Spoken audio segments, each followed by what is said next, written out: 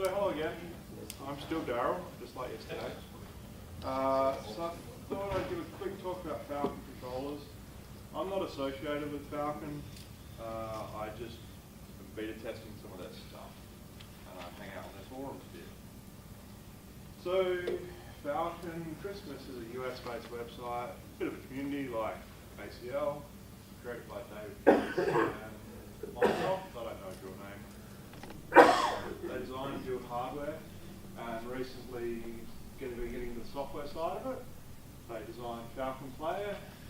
Dave Pitts contributed a lot of X-Lights for the new GUI-based X-Lights, and they build Falcon controllers. So Falcon controllers, up until this year, didn't use E131. So they weren't very interesting to me or probably anyone in this room. Now this year they've built one that takes E131, which is called the F16V2. And I've got a beta version of it over there in my display box. Now the reason that I was interested in this controller was because I was building a matrix that was 120 pixels wide, 44 pixels down, and I worked out that this matrix was going to take 2 Pixlite 16s or 3 P12s. And I looked at the cost of that and I thought, oh, geez, really? And so this controller is the highest density traditional controller that I've come across. So it has 16 fused outputs by default and can do 4 universals or 680 pixels per output. It has a really wide range of pixel types, so it can do your 2801s, your 2811s, and all the other standard sort of stuff.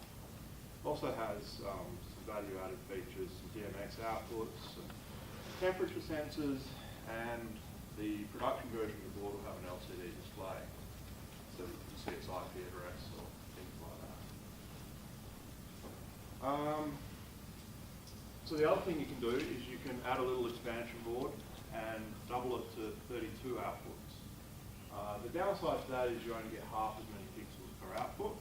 So the board in total still runs the same number of pixels, it's just spread across double the number of outputs, which may suit your elements, and it provides double the amount of power injection, essentially. David said he's going to open source the software pretty much as soon as it's released, so that the community can take this board and run with it to wherever it runs with. That's pretty much their model. They build the first version of something, they get people interested, they show what can be done, and they throw it open to the community and see who wants to run with it. So, for instance, Falcon Player. Dave Pitts wrote the initial version and has had really no input into the actual coding or the side of it since then. A guy called Captain Murdoch up in north of Seattle has taken all that over.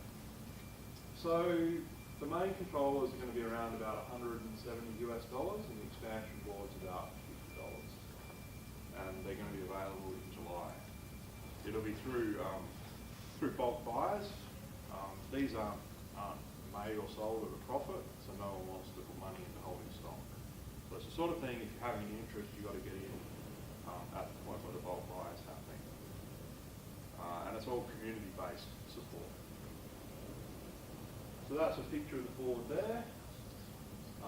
We can see the fuses along the bottom, the outputs just above it, the DMX outputs on the right, and over this side of the board is where the LCD display is going to go.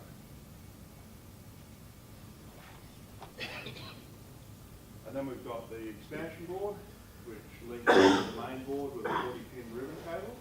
It needs to be pretty close to the main board. It's not designed to be in the next box over or anything like that. And it can do a whole bit more power. I think they're 5 amp fuses off the top of my head. Each board has 2 different inputs, so you can run 2 different voltages across each board, and you can run different pixel types per output. Yeah, and that's as far as I got to at midnight last night on this one, I'm afraid. What about the BeagleBone boards? Yep, so I've got another presentation on BeagleBone, but does anyone have any questions about that board? So if anyone's interested, we can have a look over there later on.